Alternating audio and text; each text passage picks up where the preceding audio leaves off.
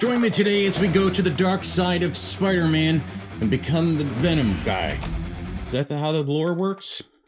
I don't know. I just wanted to try this with one overhead light and these two side ones and not that. And I was like, dark side, Venom, black suit, whatever. It's not even a black suit. It's just... Anyway, Venom from the Amazing Spider-Man. This is the comic version. Now, I do have Spider-Man, thanks to Nerd Urbanity. And guess where you could buy this? Nerd Urbanity. Yeah. So it will be nice to finally have the kind of, I don't know, the duo of Maximum Carnage, the video game. That's probably my best memories of these two in action with this kind of art style. But what is your first memory of a Venom? Tell me down in the comments so that I know that with the words you use. Anyway, I'm very excited about this because if it's anything like Spider-Man, which it should be, it's going to be a fantastic item. This should be, I think, even a reissue because Mafex does that a lot, which is nice. We don't need to talk about all that stuff. We're here to get a figure, right? So if you miss out on this thing because you're watching this video in the future and the link down below doesn't have it, just, you know, stick around. This stuff does come back in stock. So let's open this thing up and see what it's all about. Inside the box, like we saw with Spider-Man, yes, there's like really nice artwork, but it's inside the box. It's not a sleeve, you can't take it out and use it. You'd have to like cut up your box if you wanted the backdrop, but that would be silly. Don't do that. You also get this little pamphlet that's got some information in it. It's mostly safety things, and then you can use this QR thing to scan and make sure it's authentic, but we're not here for that. We know it's authentic. Okay, we got a lot of accessories, which is par for the course, I guess, with Mafex most of the time. They didn't really put anything in there with Wolverine. I am loving this so far. So let's just jump right into it. Like always, you get a nice base, which is what I usually use in most of my reviews. You get this arm that has a couple points of articulation plus screws to keep it tight, which is nice. And you get a couple claws. So you have this one, which is just a normal grabby boy.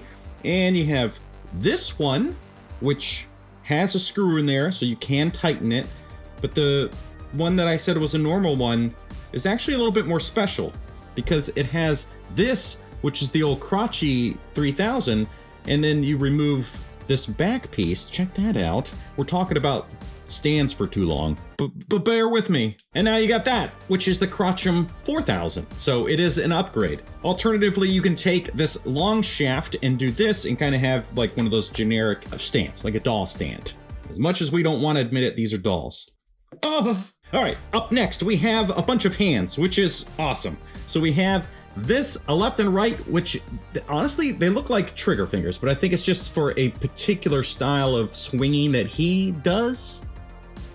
But maybe you want to build like an Agent Venom without all the armor and stuff. So now you can like just load him up with some weapons. Then you get a left and right of this, which is more of a standard gripping hand, which will be great for all of his webbings. You get some punching fists, which is great, so he can pummel Spider-Man.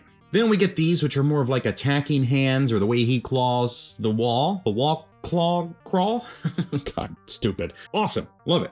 And this is simple with the paint because he's just black with a little bit of white and then red in the mouth, so you can't, it's hard to screw this up, I think. Speaking of crawling hands, you got these with magnets. So anywhere you got that's got some metal, you can use this and have some really cool poses. So if your shelving system, like mine, actually has metal parts, it sticks. And the same thing here with the feet. So toes articulated, but magnets in the heel and toe of the foot, which is just awesome. This is a beautiful setup, just like we saw with Spider-Man. Now we have some webs, which, oh man, this looks really good. I am really enjoying this. This is webby, so webby stuff. The way it's wrapped around here looks like it's gonna go around his wrist peg, and then his arm would kind of come through here because you want it to look like it's coming off the white part of his hand. Up next we have this one, which there's plenty of ways to use these. I don't know, but how do we use these to make it look like just cool swingy things like that? I don't know. Get another one of these. So two of the same thing, which that's fine. And this one, which is just a tangled mess on purpose. I think, maybe not. I don't know. There's just a big ball of stuff at the back. How did they have it just like this? These two are supposed to be the same, and these two are supposed to be the same, based on the back of the artwork. But this one looks like it got a little mangled in the box. But that's okay. It's so weird anyway. It's gonna be fine. Relax. Up next, we have this face, which is honestly very classic. Just the gritting teeth look of Venom. My favorite style of Venom, I think. This is, it's a beautiful look, and it's not the Tom Hardy one, so it's really good. Alternate head in there, you get some Eddie Brock. So you get the symbiote coming up his neck, but then you get to see his face. And that's it. Just a natural standard face. But it looks good. Sculpt is nice. Paint is fine. And finally, the main boy, the main events. Look at all of that sculpt work, which is really what's going to shine on this guy. Now, there is some gradient tones. It's not just a flat black that you might think is happening. There's actually kind of like highlights around the muscles, and then the darkest parts are in the crevices of his shadows. Muscles. To create shadows. The head that's on by default, this one with the mouth open, just kind of a little bit more sinister. And then hands on by default are these, which you could use for some sort of gripping, but they kind of also work as like a Venom relaxed hand. So he's never really relaxed. But there's so much more going on with the paint than I would think. Even just looking at it in the box, looking at images on the internet, this is way more detailed than I thought. Did I say that twice? Anyway, let's look at articulations. Probably going to be pretty good, just like the Spider-Man, I would imagine. Looking down is okay. Looking up is really good. Side to side isn't too bad at all. And of course, you can like twist the neck and the head separately. We have the arms on huge butterfly joints, which are looking really good and give you some really, really nice, look at that. Oh, God, that is a great range on those shoulder joints. And of course, going back. Now, as far as the rest of it, we have bicep swivel, double jointed elbows, which are doing pretty good, and then standard ball pegs for the wrists, body articulation. So can he do some crunches? Not a lot in this piece here, and not so much leaning back, but between the top and the waists, it's okay. I think if you wanted to get him, like, have him swinging or getting kicked across the room, you're still going to get some pretty good range. The end of the day, you just got to take advantage of everything. And side to side is perfection. Honestly, that is really good. Of course, you can do some twisties, and like any figure, I would always be careful doing too much twisting around something that especially has white paint like that. I'm sure this would eventually start like having some bad marks on it. Legs don't go as wide as I would want them to. That is the most disappointing part of this figure, because it is a Spider-Man character. You can't really get him out that far. You can kick forward just fine, and backward is natural, I guess, as you could get it.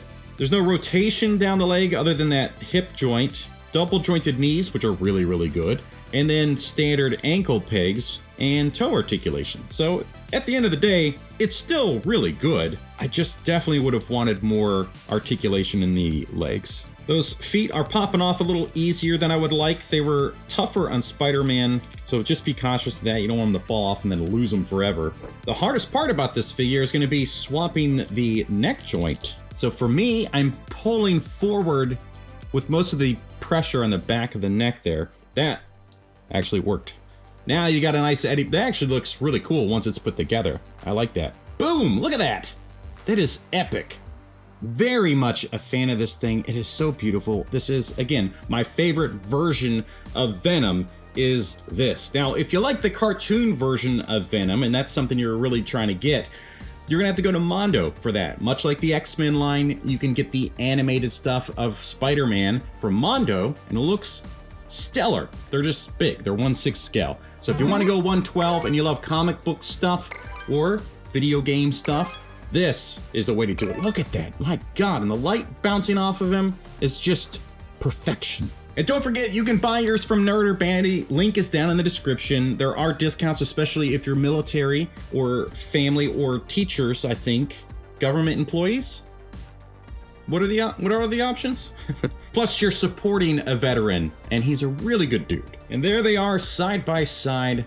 Venom just a bit taller than Spider-Man, as it should be, but obviously no reused parts that I can tell. This is a completely new thick boy for Venom. Love it. Well, there you go. And if you want to see the review of Spider-Man, then click the top link there. Thank you so much for watching. We'll see you next time.